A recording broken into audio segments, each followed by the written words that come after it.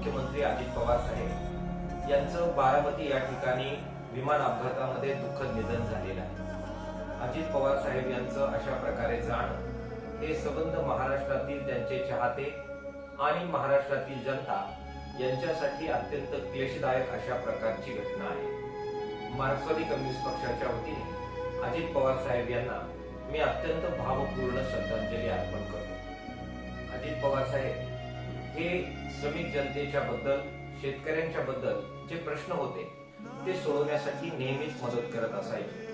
सत्तेवर असताना आणि विरोधात असताना सुद्धा त्यांच्या अशा प्रकारे मदत करण्याच्या स्वभावाचा अनुभव चळवळीच्या अनेक कार्यकर्त्यांनी घेतलेला आहे. आमच्या चळवळीने सुद्धा तो घेतलेला आहे. नुकताच ऊसाची पहिली उचल ही 3000 पेक्षा जास्त मिळाली पाहिजे यासाठी जे मराठवाड्यात आंदोलन झालं त्यावेळी 7 कारखाने हे नोकेन करत बंद करण्यात आलेले होते.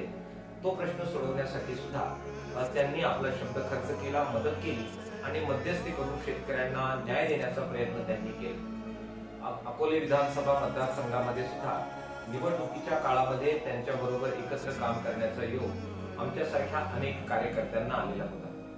त्याचप्रमाणे नुकतंच जे कर्जमाफीचं आंदोलन झालं त्याच्यामध्ये माननीय उपमुख्यमंत्री अजित पवार साहेब आणि माननीय उपमुख्यमंत्री एकनाथ शिंदे साहेब यांच्या उपस्थितीमध्ये माननीय मुख्यमंत्र्यांबरोबरची बैठक झाली.